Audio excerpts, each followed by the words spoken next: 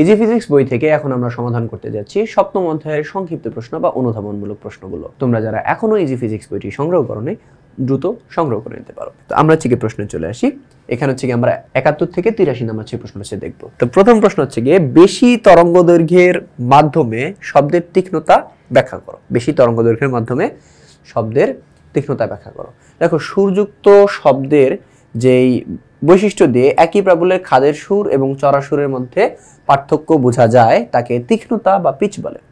তো তীক্ষ্ণতা উৎসের কম্পাঙ্কের সমানুপাতে পরিবর্তিত হয়, অর্থাৎ কম্পাঙ্ক যত বেশি হবে তীক্ষ্ণতা তত বেশি হবে।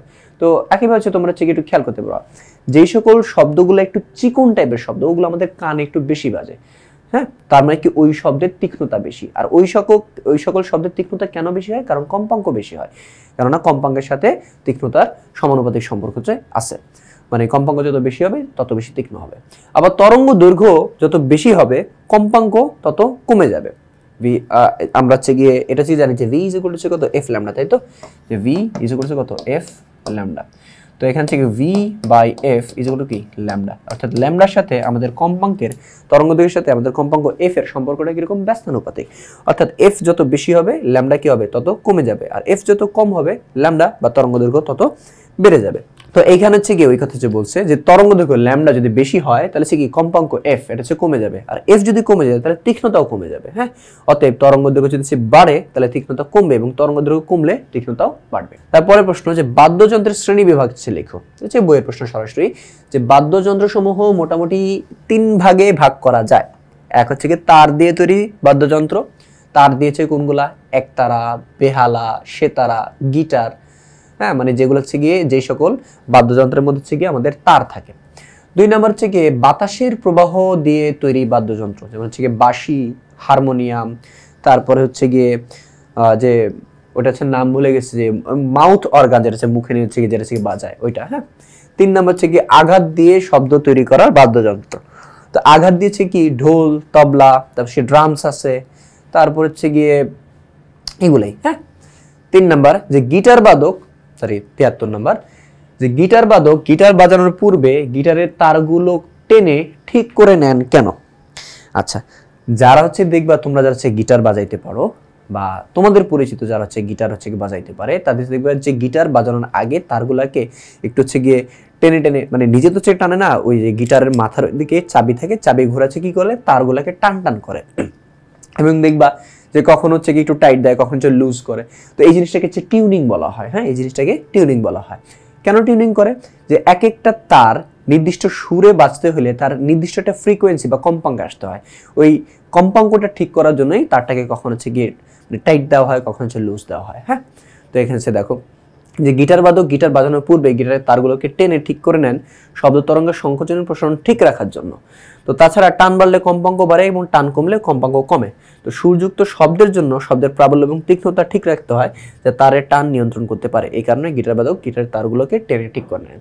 তো টেনে হচ্ছে ঠিক করে নিলেছে কি হয়, একটু টাইট দিয়ে হচ্ছে লুজ দিয়েছে, ঠিক করে নিলেছে কি হয়, ওই যে প্রাবল্য, তীক্ষ্ণতা, কম্পাঙ্ক সবকিছুই একটা নির্দিষ্ট জায়গায় রাখে, যেন হচ্ছে কি একটা নির্দিষ্ট সুর বের হয় এবং এটা শুনতেও ভালো লাগে, আদারওয়াইজ এটা শুনতে ভালো লাগবে না। হ্যাঁ, তো গিটারিস্টদের ভাষায় এই জিনিসটাকে টিউনিং বলা হয়। হ্যাঁ, আচ্ছা, যে গিটার টিউনিং করা। তারপর প্রশ্ন 74 যে শব্দ দূষণ ক্ষতিকর কেন, এটা ব্যাখ্যা করো। যে শব্দ দূষণ রক্তচাপ বৃদ্ধি, হৃৎপিণ্ড এবং মস্তিষ্কের বিভিন্ন রোগ, অনিদ্রাজনিত অসুস্থতা, স্মৃতিশক্তি হ্রাস প্রভৃতি ক্ষতিকারক প্রভাব সৃষ্টি করে। তো শব্দ দূষণের কারণে মেজাজ খিটখিটে হয়ে যায়, হঠাৎ তীব্র শব্দ মানুষের শ্রবণ শক্তিকে নষ্ট করতে পারে। তো এইখানে হচ্ছে বোঝানোর কিছু হচ্ছে কি নাই, এগুলো হচ্ছে গিয়ে নর্মাল, তোমরা হচ্ছে পড়লে হচ্ছে বুঝবা। পরেরটা যে শব্দ দূষণ হ্রাসে করণীয় বিষয়সমূহ হচ্ছে লেখো। এগুলো সব হচ্ছে ইনফরমেটিভ হচ্ছে কোয়েশ্চেন। তো শব্দ দূষণ কমানোর জন্য প্রথম প্রয়োজন দেশে এর বিরুদ্ধে আইন তৈরি করা, যেন কেউ শব্দ দূষণ সৃষ্টি করতে না পারে, এবং করা হলে যেন তার বিরুদ্ধে আইনি ব্যবস্থা নেওয়া হয়, এবং এরপর প্রয়োজন সচেতনতা। আসলে আইন মোস্ট প্রবাবলি হচ্ছে গিয়ে আছে, আইন তৈরি করার থেকেও বেশি যেটা হচ্ছে প্রয়োজন হচ্ছে আইনের কঠোর প্রয়োগটা।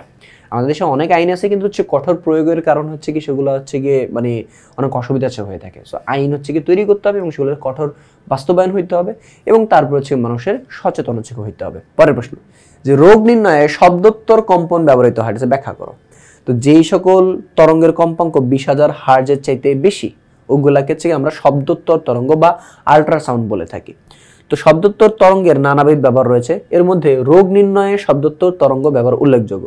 তো রোগ নির্ণয়ের জন্য হচ্ছে কি ব্যবহৃত বিভিন্ন পরীক্ষায় এর ব্যবহার রয়েছে, যেমন আল্ট্রাসোনোগ্রাফিতে এটা হচ্ছে গিয়ে মানে অনেকে একটু ভুল উচ্চারণ করো, এটা হচ্ছে গিয়ে আল্ট্রাসোনোগ্রাফি হবে। তো আল্ট্রাসোনোগ্রাফিতে 1 থেকে 10 মেগাহার্টজ, হ্যাঁ মানে 1 থেকে 10 বলতে বলছে 20,000, কিন্তু এখানে বলছে 1 থেকে 10 মেগার কথার মানে হচ্ছে গিয়ে 1 × 10⁶ থেকে 10 × 10⁶ হার্টজ, ঠিক আছে, মানে বিশাল বড় হচ্ছে কম্পাঙ্ক। এই কম্পাঙ্কে শব্দোত্তর তরঙ্গ ব্যবহার করা হয়ে থাকে। তারপরের প্রশ্ন যে অনুপ্রস্থ তরঙ্গের কণাগুলো পর্যায়বৃত্ত গতিসম্পন্ন। অনুপ্রস্থ তরঙ্গের কম্পাঙ্কগুলো পর্যায়বৃত্ত গতিসম্পন্ন। দেখো অনুপ্রস্থ তরঙ্গের কণাগুলো পর্যায়বৃত্ত গতিসম্পন্ন, ঠিক আছে। যেই তরঙ্গ মাধ্যমের কণাগুলোর কম্পনের দিকের সাথে সমকোণে অগ্রসর হয় তাকে অনুপ্রস্থ তরঙ্গ বলে। যেমন সমুদ্রের ঢেউ। কোনো গতিশীল কণার গতি যদি এমন হয় এটি এর গতিপথের কোনো একটি নির্দিষ্ট বিন্দুকে একটি নির্দিষ্ট সময় পর পর একই দিক থেকে অতিক্রম করে, তবে সেই গতিকে পর্যায়বৃত্ত গতি বলে। অনুপ্রস্থ তরঙ্গের মাধ্যমের কণাগুলো একটি নির্দিষ্ট সময় পর পর একটি নির্দিষ্ট বিন্দুকে একই দিক থেকে অতিক্রম করে, তাই অনুপ্রস্থ তরঙ্গের কণাগুলো একটি পর্যায়বৃত্ত গতিসম্পন্ন। আচ্ছা, এখানে হচ্ছে গিয়ে অনেক কিছু বুঝতে পারো নাই, আমি হচ্ছে কিছু একটু বুঝাই দিই। দেখো তো অনুপ্রস্থ তরঙ্গ, তো অনুপ্রস্থ তরঙ্গ কিরকম হয়ে থাকে? অনুপ্রস্থ তরঙ্গ অনেকটা এরকম হয়ে থাকে। ওকে, আচ্ছা, তো এখন হচ্ছে গিয়ে যে অনুপ্রস্থ তরঙ্গের যেই ইয়াগুলো হচ্ছে গিয়ে থাকে ওইগুলো হচ্ছে গিয়ে কিরকম হচ্ছে গিয়ে হয়, হ্যাঁ ওইগুলা কিরকম হচ্ছে গিয়ে হবে, দেখো অন্য কালে দিচ্ছি দেখাইতেছি। তো হচ্ছে গিয়ে দেখো যে অনুপ্রস্থ তরঙ্গগুলো কি হবে, একবার হচ্ছে মনে করো এইখানে যদি সেটা হচ্ছে কণা থাকে, এখানে যদি হচ্ছে কণা থাকে, তাহলে এই কণাটা হচ্ছে গিয়ে একবার এখানে হচ্ছে গিয়ে থাকবে, দেন এই যে এইভাবে হচ্ছে গিয়ে হবে, দেন ও প্রথমে কি হবে উপরে থাকবে, ওইখান থেকে নিচে নামবে আবার উপরে উঠবে, নিচে নামবে আবার উপরে উঠবে, এইভাবে হচ্ছে যাবে। তারপরে কণাগুলো উপরে নিচে এরকম করতে করতে যাবে। তাহলে এই কণাটা হচ্ছে গিয়ে এখান থেকে হচ্ছে কি হবে, এরকম আস্তে আস্তে নিচে নামবে, নিচে নামতে নামতে হচ্ছে কোথায় এরকম হচ্ছে কি হবে, হ্যাঁ। আচ্ছা, আবার হচ্ছে কি হবে উপরে উঠবে, একবার হচ্ছে গিয়ে কত এরকম উপর থেকে নিচে নামবে আবার উপরে উঠবে। তো মনে করা হচ্ছে গিয়ে সে এইখানে হচ্ছে গিয়ে আছে, এখানে হচ্ছে এই বরাবর হচ্ছে গিয়ে আছে, তো এখান থেকে হচ্ছে উপর নিচে উঠানামা করতেছে। তো সে কি করতেছে, একবার নিচে নামতেছে আবার কি করছে উপরে উঠতেছে, নিচে নামতেছে আবার কি উপরে উঠতেছে, নিচে নামতেছে আবার কি উপরে উঠতেছে। তার মানে সে এই বরাবর একটা নির্দিষ্ট সময় পর পর কি করতেছে একই বিন্দুতে ফেরত আসতেছে। তো নির্দিষ্ট সময় পর পর কোনো বস্তুর গতি যদি এমন হয় যে নির্দিষ্ট সময় পর পর একই জায়গায় একই দিক থেকে যদি ফেরত আসে এবং সেটা নির্দিষ্ট সময় পর পর নির্দিষ্ট কোনো বিন্দুতে একই দিক থেকে যদি ফেরত আসে, নিচে গেছে এদিকে আবার নিচে গেছে আবার এদিকে, একই দিক থেকে যদি ফেরত আসে তাহলে সেই বস্তুর গতিকে আমরা পর্যায়বৃত্ত গতি বলে থাকি। তো দেখো এই যে এই তরঙ্গের কণাগুলা এটাও কি পর্যায়বৃত্ত গতিসম্পন্ন, এবং হচ্ছে গিয়ে এখানে তরঙ্গ যাইতেছে এদিকে, বাট মাধ্যমের কণাগুলা কোন দিকে, একবার উপরে একবার নিচে। তো সে দেখো এরকম উপর নিচে হইতেছে এবং উপর নিচে হইতেছে, এইভাবে যে মুভ করতেছে, এইভাবে মুভমেন্টটা বা তার আন্দোলনটা কি পর্যায়বৃত্ত গতি মেনে চলতেছে। তাহলে এইখানে থেকে আমরা বলতে পারি যে অনুপ্রস্থ তরঙ্গের কণাগুলো পর্যায়বৃত্ত গতিসম্পন্ন। তারপরের প্রশ্ন যে শব্দের বেগের সাথে মাধ্যমের প্রকৃতির সম্পর্ক ব্যাখ্যা করো। মাধ্যমের প্রকৃতি, আচ্ছা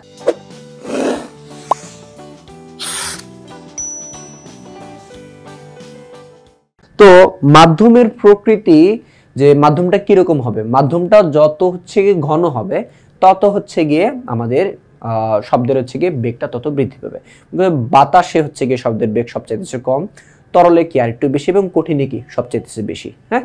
তাহলে এখান থেকে আমরা বলতে পারি যে মাধ্যমের ঘনত্ব যত বেশি হতে থাকবে, ঘনত্ব না আসলে যে অ্যাকচুয়ালি যে মাধ্যমের প্রকৃতি যদি সে চেঞ্জ হতে থাকে তাহলে সে কি শব্দের বেগটাও চেঞ্জ হতে থাকবে। ওকে, এখানে সে কি বলছে একটু দেখি, যে শব্দের বেগ মাধ্যমের প্রকৃতির উপরে নির্ভর করে, তাই বিভিন্ন মাধ্যমের শব্দের বিভিন্ন হয়।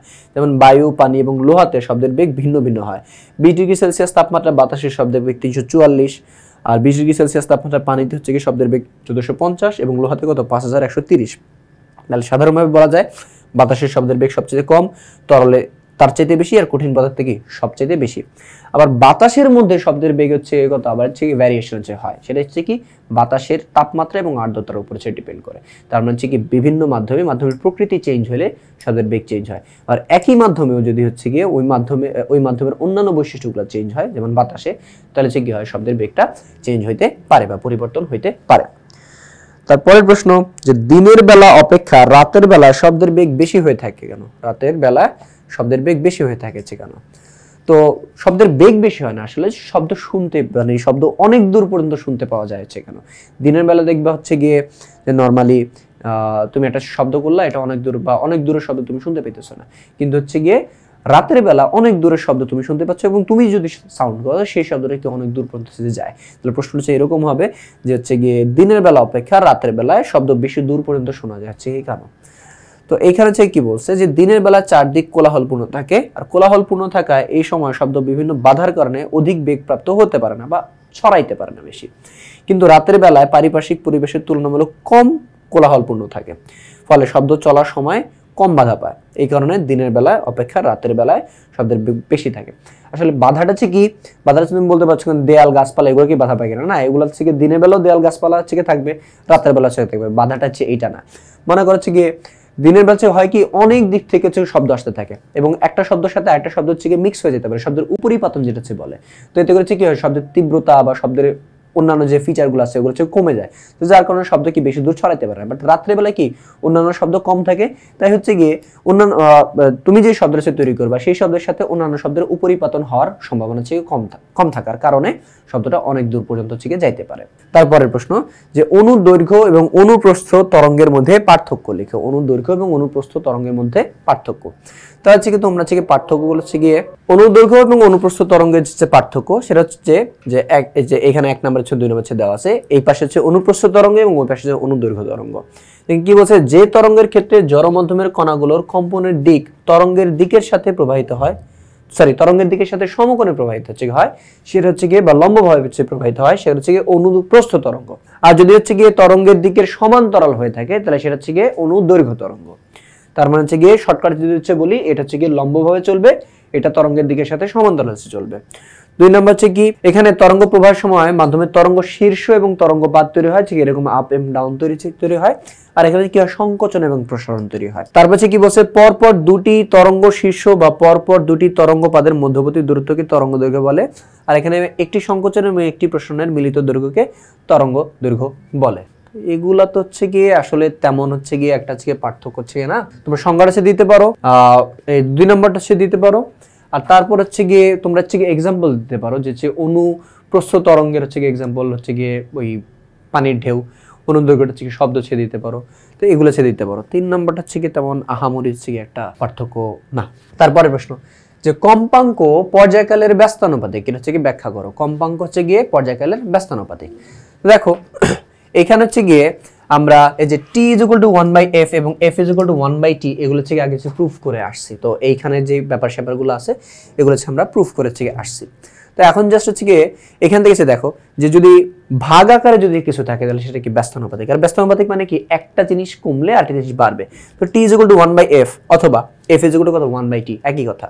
এখন f এর মান যদি আমি যত বাড়াইতে থাকবো t এর মান কি হবে তত কমতে থাকবে, অথবা f এর মান যদি আমি কমাইতে থাকি তাহলে t এর মান কি বাড়তে থাকবে।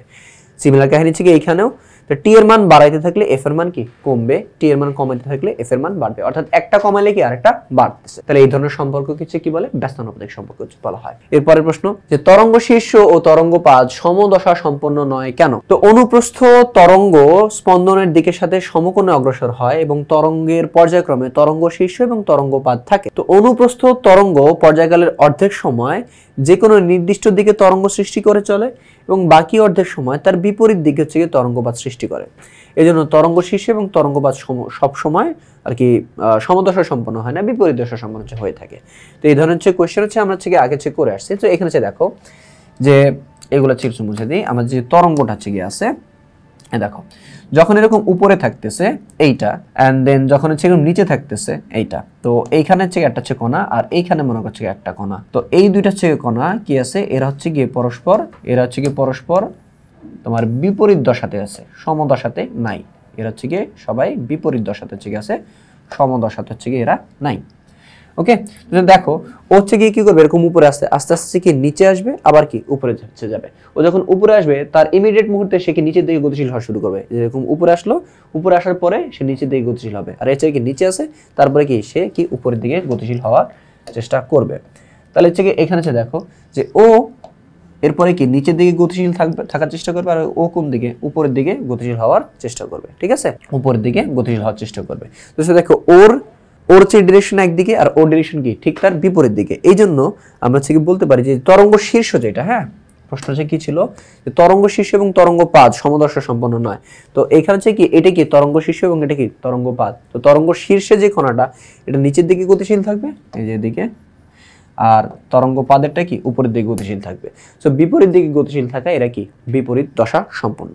ওকে, আচ্ছা তো তার পরের প্রশ্ন যে ভূমিকম্পের সময় সৃষ্ট তরঙ্গ অনেক দূর পর্যন্ত বিস্তৃত হওয়ার কারণ কি।